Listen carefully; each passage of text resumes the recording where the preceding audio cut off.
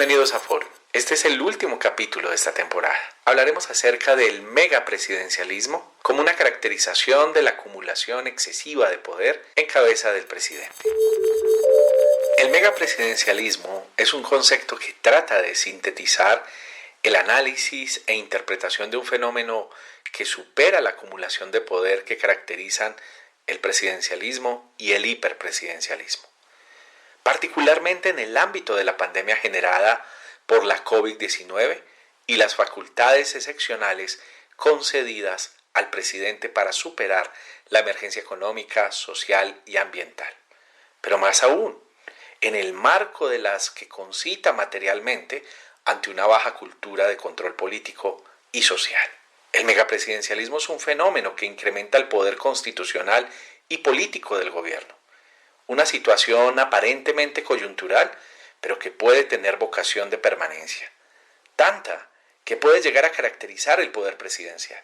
Más allá de esto, los efectos de esta exacerbación de acumulación de poder producen perjuicios devastadores para la Constitución y la democracia. Con el aporte de varios investigadores, empecemos a revisar el desarrollo del megapresidencialismo en Colombia.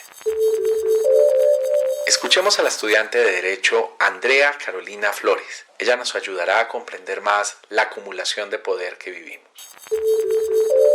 En el megapresidencialismo, el presidente asume las facultades constitucionales del estado de excepción, aprovechando las circunstancias de urgencia para acumular más poder del que la Constitución en principio ya le otorga, para reforzar sus posiciones políticas, adquirir más popularidad e incidencia en la vida pública. La pandemia ha favorecido mucho más el desequilibrio que se presentan en nuestros sistemas constitucionales, el desbalance que presenta el sistema de pesos y contrapesos.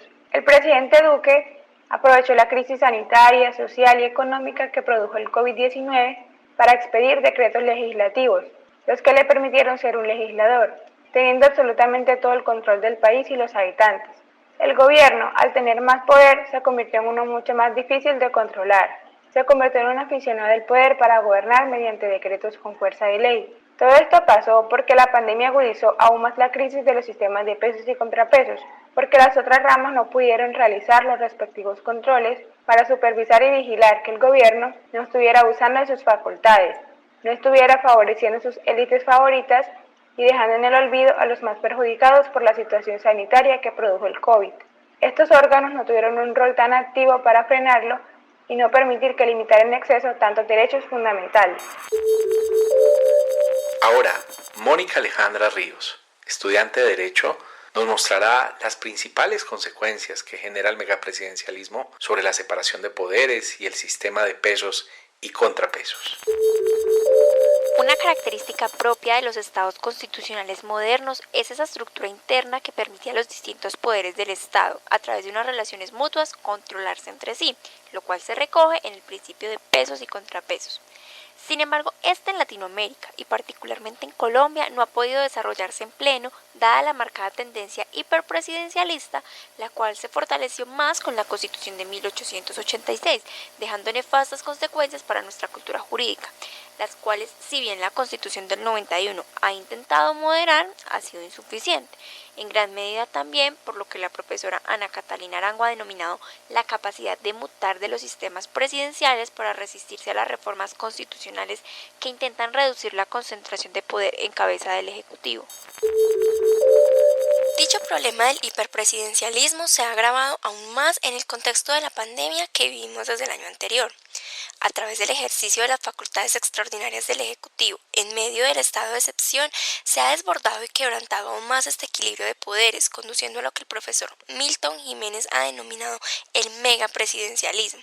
Baste decir que desde la declaratoria del estado de emergencia en marzo del 2020 hasta el 28 de junio siguiente se expidieron 196 decretos legislativos, lo que equivale a más de la mitad de los expedidos durante la vigencia de la Constitución, creando así entonces un subsistema jurídico en respaldo de esta acumulación de poder, incluyendo también los decretos ordinarios que extrapolan su función y desarrollan temas referentes a la pandemia y al orden público. Es de resaltar que estos decretos legislativos han versado sobre diversas materias, de los cuales un gran número no eran necesarios, como el acceso a los productos básicos de los hogares más vulnerables, lo cual, si bien es importante, hubiese podido adaptarse a través del ordenamiento ordinario, o no guardan una relación directa con la situación de crisis causada por el COVID-19, como la decisión de brindar apoyo económico a las notarías del país, o simplemente son abiertamente inconstitucionales, como la autorización a gobernadores y alcaldes para la reorientación de rentas, reducción de tarifas de impuestos y realización de movimientos presupuestales para los cuales no estaba facultado.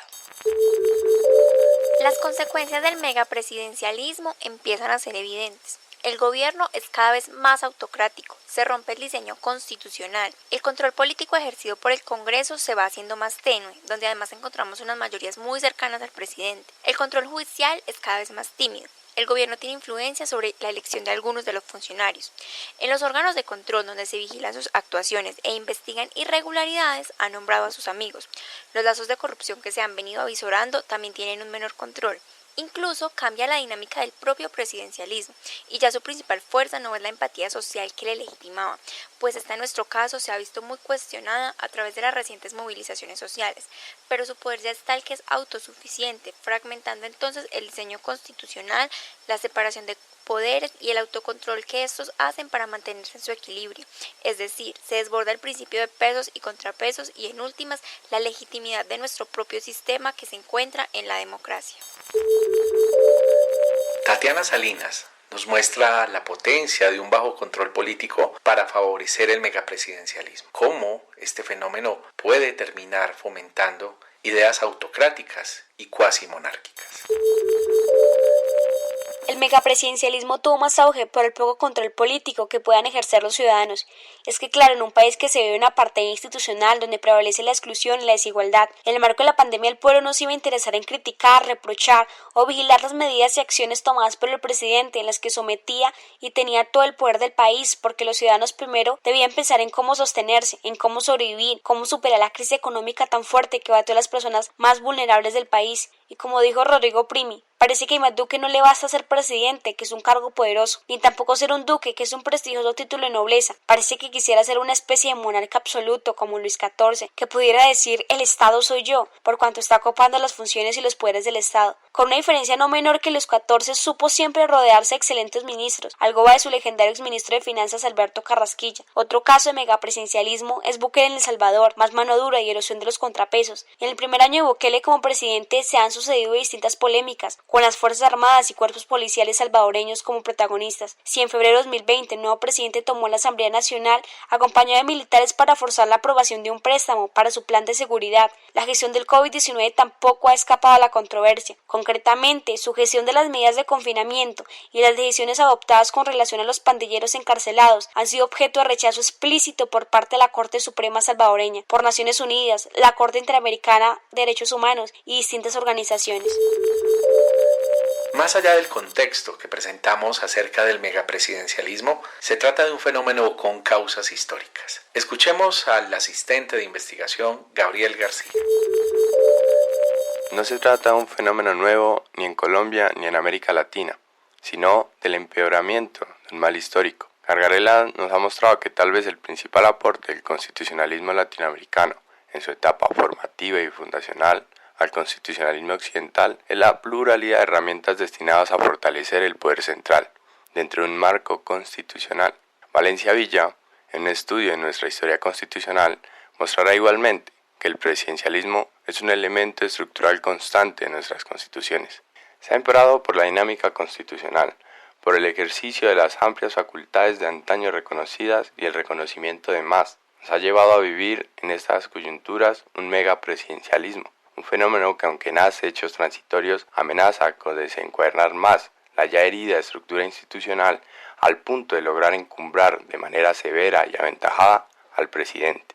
Se trata de una falla institucional que deriva de las bases materiales e ideológicas que han informado la creación de nuestras constituciones. Se funda en mitos que favorecen la centralidad del poder y repudian la contradicción y la intervención amplia de la ciudadanía. Y se nos muestra como un desafío democrático, como un recordatorio de que debe revisarse críticamente la distribución del poder en nuestro ordenamiento, pues como vemos, el poder está terminando por quedar completamente en poquísimas manos. La investigadora de la maestría en Derecho Público de la Universidad de Caldas, Natalia Ocampo Galeano, nos muestra sus conclusiones acerca del megapresidencialismo. El fenómeno del megapresidencialismo disminuye los principios propios de la función pública, del equilibrio de poderes y de los procesos de consolidación democrática. Ahora, en consonancia con lo expuesto por Jelinek, el megapresidencialismo puede conducir a una especie de mutación constitucional, atendiendo a que los preceptos de la Carta se hacen incapaces en el caso concreto de dominar la manera como se distribuye el control político. No obstante, si acudimos a autores como Elster, ello podría menguarse si a través del control político se exige al gobierno la rendición de cuentas y se efectúan momentos de amplia deliberación que trasciendan a las interacciones comunicativas entre la ciudadanía. Todo parte de parámetros que busquen la inclusión de lo colectivo y su acercamiento con los representantes. Por último, el contexto colombiano de pobreza e insatisfacción del mínimo vital de los hogares impide que en casos como la pandemia, el procedimiento dialógico se convierta en su prioridad para efectos de controlar las actuaciones del Ejecutivo. En síntesis, resulta imperante la implementación de cambios que permitan un real fortalecimiento de la deliberación colectiva, como la educación en la cultura política. Finalmente, podemos agregar que el megapresidencialismo es una degeneración progresiva del poder presidencial, una proveniente del hiperpresidencialismo. Se trata de una acumulación excesiva de poder capaz de desconfigurar el diseño constitucional, mutarlo y desplazarlo, restándole fuerza normativa y capacidad de limitar efectivamente al poder.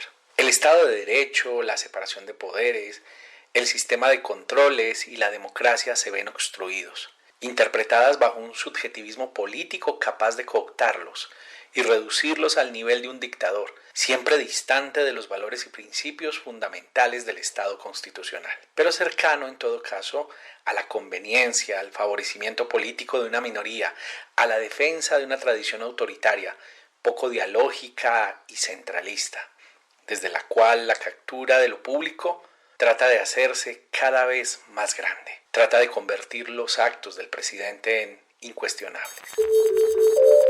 El megapresidencialismo es una reacción, es incapacidad, el reflejo de un gobierno débil, poco acogido y descalificado popularmente. Es un gobierno con deseo de soberanía, de gobernar, legislar y no asumir responsabilidad por ninguna acción u omisión. Es un gobierno que usa la fuerza, la acusación, el señalamiento para evadir, eludir y disipar la opinión pública, para pedir respeto a la autoridad por el hecho de ser autoridad, un formalismo y un fetiche desde el cual acierta y desacierta en la confrontación del fenómeno biológico y social más contundente de los últimos tiempos, la pandemia. Nuestro agradecimiento especial para los jóvenes investigadores de la Universidad de Caldas que han contribuido con el desarrollo de este podcast. Gracias por escuchar Forum.